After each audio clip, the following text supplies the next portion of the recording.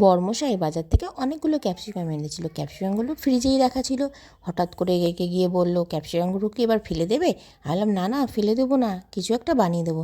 তাই বিকালবেলায় চললাম যে ক্যাপসিকামের চপ বানাবো। ক্যাপসিকামগুলোকে ভালো করে ধুয়ে পরিষ্কার করে নেবো।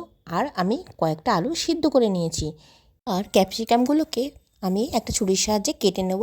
কেটে ক্যাপসিকামগুলোর মধ্যে 1 চামচ ঝাল লঙ্কার গুঁড়ো ও 1 চামচ নুন দিয়ে ভালো করে মাখিয়ে এটাকে সাইডে রেখে দেবো। এবার একটা ফ্রাই প্যান নিয়ে তাতে 7 থেকে 8টা শুকনো লঙ্কা, 1 চামচ গোটা জিরে, 1 চামচ গোটা ধনে ভালো করে একটা ভাজা মশলা বানিয়ে নেবো। এবার কড়াইতে তেল দিয়ে পেঁয়াজ কুচি, রসুন কুচি, আদা কুচি দিয়ে সিদ্ধ করা আলুগুলোকে দিয়ে দেবো। নাড়বো আর খুন্তির সাহায্যে আলুগুলোকে ভেঙে নেব। এবার ওই আলুগুলোর মধ্যে পরিমাণ মতো নুন, 1/2 চামচ মতো হলুদ আর 1 চামচ কাশ্মীরি লঙ্কার গুঁড়ো আর ভেজে রাখা মশলাটা দিয়ে দেবো।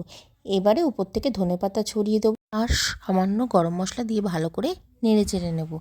এবারে একটা গোটা লেবু আমি ওর মধ্যে রসটা দিয়ে দেবো।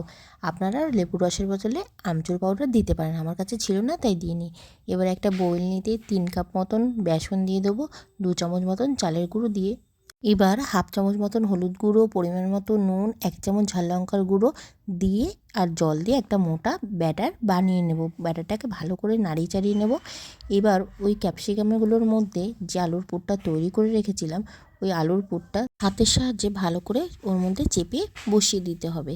এবারে ওই ব্যাটারের মধ্যে সামান্য সোডা দিয়ে মিশিয়ে নিতে হবে এবং তেল গরম করে গরম তেল কিছুটা দিয়ে নাড়িয়ে নিতে হবে। এবার পুরভরা ক্যাপসিকামগুলো ওই ব্যাটারের মধ্যে ভালো করে চুবিয়ে গরম তেলে ভেজে নিতে হবে।